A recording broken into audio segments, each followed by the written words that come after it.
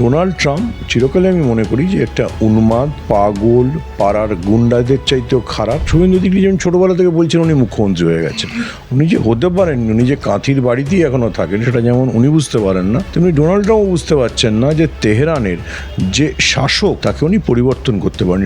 এবং আমেরিকা এখনও বড় বড় কথা বলছে, আমরা ভারতকে রুশ তেল কিনতে দিয়েছি, যেন ওর বাপের নির্দেশে ভারতবর্ষের 140 কোটি মানুষ চলে। এদের কোনো সেন্স নেই যে কাদের থেকে আমরা তেল কিনি, কাদের থেকে গ্যাস পাই, 140 কোটির দেশ কী করে চালাতে হয় কোনো সেন্স নেই। বলে যা ইচ্ছে করেছে, এখন সেই যা ইচ্ছে করার ফল আমাদের ভুগতে হচ্ছে। তার মানে একটা ব্যর্থ কেন্দ্রীয় সরকার, চূড়ান্ত ব্যর্থ বিদেশ নীতি। মমতা বন্দ্যোপাধ্যায়, অভিষেক বন্দ্যোপাধ্যায় বলছেন আমরা কি ট্রাম্পের পা ধরে বাঁচবো, যে ট্রাম্প ঠিক করে দেবেন আমরা রাশিয়ান তেল কিনবো না কুমুক তেল কিনবো? নরেন্দ্র মোদী ভাবেন যে ইসরায়েলে গিয়ে উনি বললেন এটা আমার ফাদারল্যান্ড, ভারতবর্ষ আমার মাদারল্যান্ড। এবার ফাদার আর মাদার এর বাইরেও যে অন্য কাকা মামারা আছে সেটা বুঝতে পারেননি। এবার বুঝতে পারছেন, এমন পাল্টা হামলা চালিয়েছে যে এখনও অবধি যারা আমেরিকার সঙ্গী ছিল তারা বলছে ছেড়ে দে মাকে দে বাঁচি। ইরান দেখিয়ে দিয়েছে যে তুমি আমার ঘরে আগুন লাগাতে আসো, তাহলে আমি সবার ঘরে আগুন লাগাবো। সরকারি হস্তক্ষেপে আমাদের ফেসবুক পেজটি বন্ধ করে দেওয়া হয়েছে, আমাদের সমস্ত খবরাখবর ইউটিউব চ্যানেলে প্রকাশিত হচ্ছে। তাই আপনাদের সকলের কাছে অনুরোধ, আমাদের জিআই এর ইউটিউব চ্যানেল আপনারা সাবস্ক্রাইব করুন এবং আপনাদের আত্মীয় স্বজন, বন্ধু বান্ধব সকলকে বলুন আমাদের ইউটিউব চ্যানেলটি সাবস্ক্রাইব করতে। এবং পাশাপাশি বলবো, যারা আমাদেরকে ভালোবাসেন, আমাদের খবরগুলো আরো বেশি মানুষের কাছে পৌঁছে দেওয়ার জন্য আমাদেরকে আর্থিকভাবে আপনারা সহযোগিতা করুন।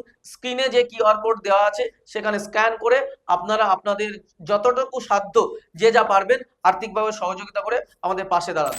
দাদা, মধ্যপ্রাচ্যে আমরা দেখতে পাচ্ছি একটা যুদ্ধ পরিস্থিতির সৃষ্টি হয়েছে। সেই জায়গায় দাঁড়িয়ে ট্রাম্প যুদ্ধ না থামিয়ে তিনি বলছেন সব রকমভাবে তিনি সহায়তা করবেন সামরিক শক্তি দিয়ে। কি বলবেন তার ভূমিকাকে?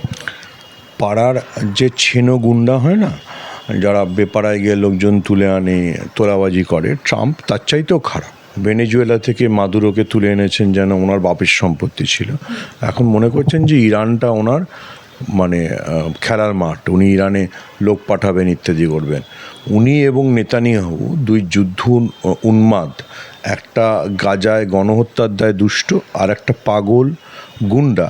এই দুজনে মিলে যে ভেবেছিল যে ইরানকে সিধে করে দেবে, 12 দিন যুদ্ধের পর তো এখন ইরান উল্টে শর্ত দিচ্ছে যে এইটা করো, আমাদেরকে ক্ষতিপূরণ দাও, বলো যে ভবিষ্যতে আর যুদ্ধ করবে না।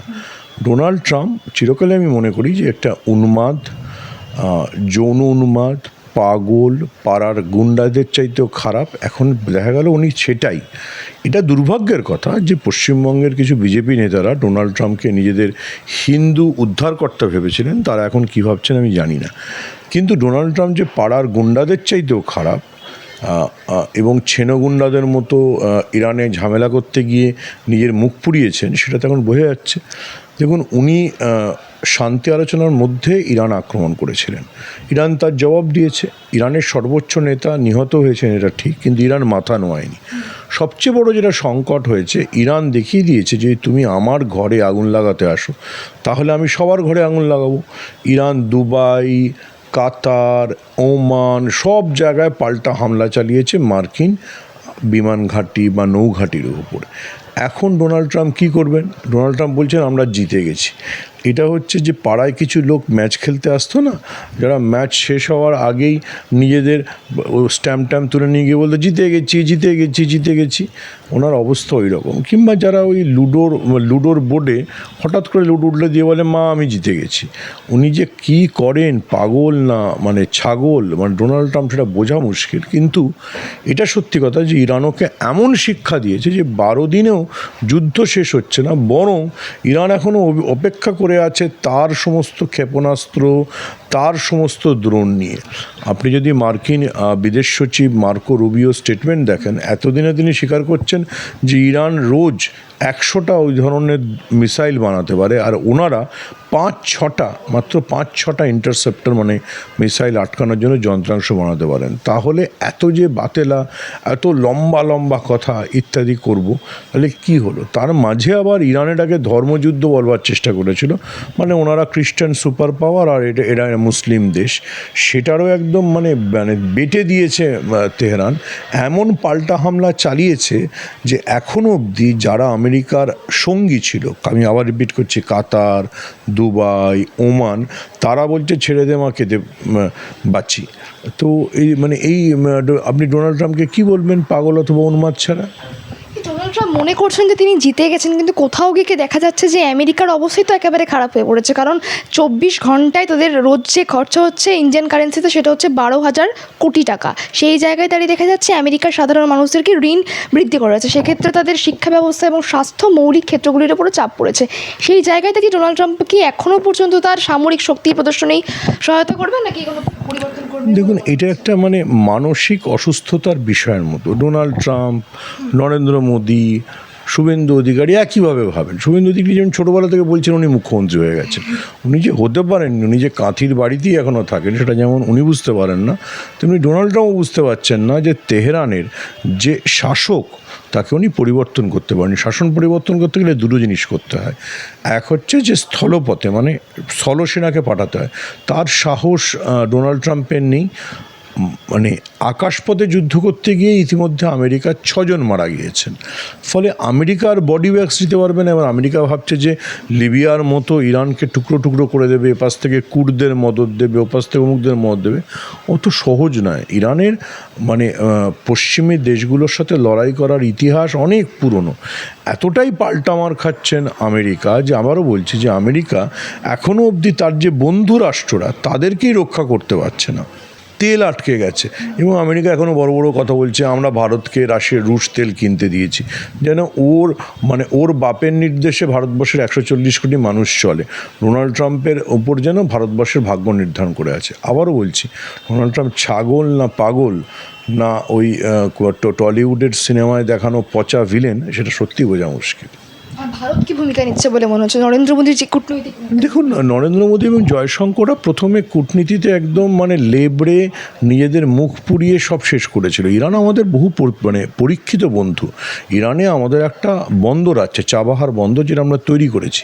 সোনিয়া গান্ধী যেটা মনে করিয়ে দিয়েছিলেন যে পারস্যের সঙ্গে ভারতবর্ষের সম্পর্ক 5000 বছরের পুরনো, যেটা এখন মমতা বন্দ্যোপাধ্যায়, অভিষেক বন্দ্যোপাধ্যায় বলছেন আমরা কি ট্রাম্পের পা ধরে বাঁচবো যে ট্রাম্প ঠিক করে দেবেন আমরা রাশিয়ান তেল কিনবো না কমুক তেল কিনবো? তো ভারতবর্ষের বিদেশ নীতি একেবারে ল্যাজে গোবরে হয়ে গেছিল। কিন্তু তারপরে জয়শঙ্কর চেষ্টা করে ইরানের বিদেশ মন্ত্রীর সঙ্গে কথা বলে চেষ্টা করেছেন যে ভারতবর্ষের জন্য তৈলবাহী জাহাজগুলোকে আনার চেষ্টা চলছে। আশা করা যাক যে নরেন্দ্র মোদী, জয়শঙ্কররা বুঝতে পেরেছেন যে ইরানের মতো পরীক্ষিত বন্ধুকে ছেড়ে দেওয়াটা ভুল। এবং আমরা দেখতে পাচ্ছি যে গতিতে তেলের দাম, গ্যাসের দাম বাড়ছে, যারা মধ্যবিত্ত নিম্নবিত্ত রয়েছে তাদের রীতিমতো নাভিশ্বাস উঠে যাচ্ছে। সেই জায়গায় দাঁড়িয়ে দাদা কী বলবো? আমি বললাম তো এটা ভারতবর্ষের বিদেশ নীতির ব্যর্থতা। আপনাকে তো প্রথম যেটা মানে ডোনাল্ড ট্রাম্পও বুঝতে পারেননি, নরেন্দ্র মোদীও বোঝেন না। নরেন্দ্র মোদী ভাবেন যে ইসরায়েলে গিয়ে উনি বললেন এটা আমার ফাদারল্যান্ড, ভারতবর্ষ আমার মাদারল্যান্ড। এবার ফাদার আর মাদার এর বাইরেও যে অন্য কাকা মামারা আছে সেটা বুঝতে পারেননি।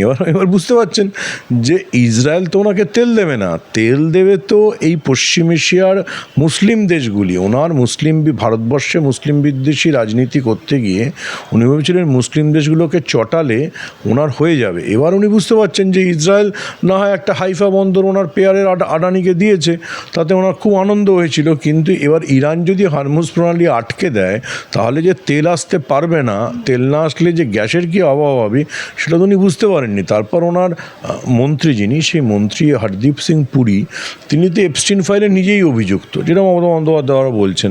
ফলে এদের কোনো সেন্স নেই যে কাদের থেকে আমরা তেল কিনি, কাদের থেকে গ্যাস পাই, 140 কোটির দেশ কী করে চালাতে হয় সেরকম সেন্স নেই। ফলে যা ইচ্ছে করেছে, এখন সেই যা ইচ্ছে করার ফল আমাদের ভুগতে হচ্ছে। মানে আবারও বলছি, বিদেশ নীতিকে পুরো লেবরে এমন করেছিল ইসরায়েল এবং আমেরিকার পায়ে গিয়ে রোজ এমন তুমি আমাদের হুজুর বলতে শুরু করেছিল, এই অবস্থা হয়েছে। একেবারে শেষ প্রশ্ন করব, সামনে আসন্ন বিধানসভা নির্বাচন, আর তারই আগে দেখতে পাচ্ছিলাম কেন্দ্র সরকারের পক্ষ থেকে রোহিঙ্গা খোঁজার কাজ চলছিল। এই রোহিঙ্গা খোঁজা কি তারা বন্ধ করে এখন কম দামে গ্যাস সিলিন্ডার খুঁজবে? দেখুন, রোহিঙ্গাদের দিয়ে তো ব্রিগেড ভরবে না। আর যদি গ্যাসের সিলিন্ডার মানুষ না পায় তাহলে কিন্তু মানুষ, ব্রিগেড তো দূরের কথা, ভোটের বাসকে তার জবাব দিয়ে দেবে। দেখুন, ইতিমধ্যে গ্যাসের জন্য যে মানুষ কষ্ট পেয়েছে, সেই কষ্ট প্রত্যেকটা মানুষ, আমি বলবো যে ভোটের লাইনে দাঁড়ানোর আগে তারা মাথায় রাখবেন।